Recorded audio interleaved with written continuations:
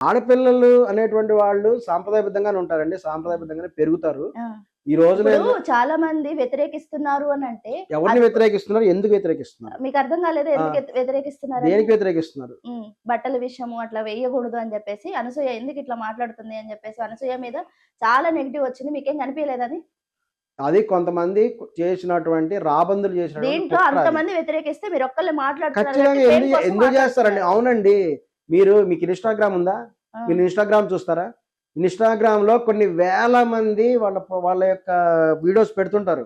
యూట్యూబ్‌లో కొన్ని వేల మంది అమ్మాయిలు పెడుతుంటారండి. ఉమ్, కొంతమంది గృహిణులు కూడా డాన్స్ చేస్తుంటారు. డాన్సులు చేస్తూ రకరకాల డాన్స్‌లు పెడుతూ ఉంటారు. ఉమ్. మరి పెట్టినప్పుడు అవేమీ మీకు తప్పనిపించలేదా?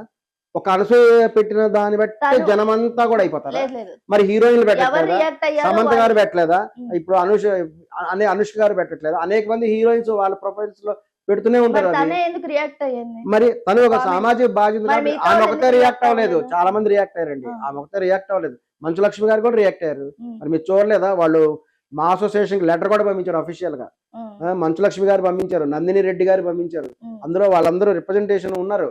ఉమ్, అశ్విని దత్ గారి కూతురు ఉంది, ఆమె పంపించింది. ఉమ్, ఒక ప్రముఖ యాంకర్ ఉంది అందులో. ఉమ్, వీళ్ళందరూ కూడా రిప్రజెంటేషన్ చేశారు. వీళ్ళు అనేది ఒకటే, ఆడవాళ్ళు మగవాళ్ళు సమానము. ఉమ్, ఆడవాళ్ళ పట్ల ఇక వివక్షత చూపించొద్దు, జెండర్ ఈక్వాలిటీ అనేది ఉండాలి అనేది వాళ్ళు చెప్పేటువంటిది.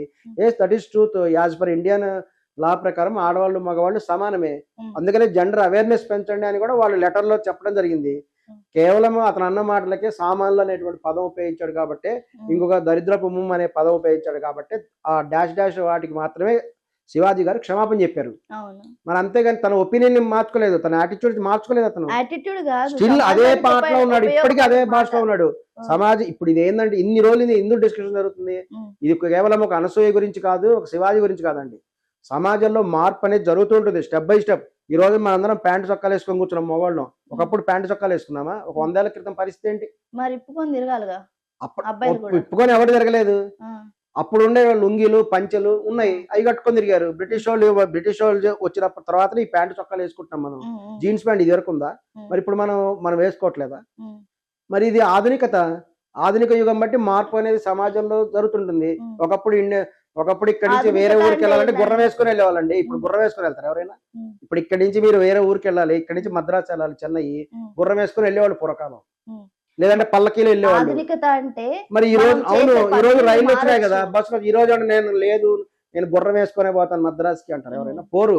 ఉమ్, ట్రైన్ ఎక్కి పోతారు, లేదా విమానం ఎక్కి పోతారు, బస్సులో పోతారు. వాళ్ళ ఉమ్. ఇష్టం. బాగా ప్రిపేర్ అయ్యి వచ్చారు. This is fact. ఉమ్, అందుకే ఆమె అన్నది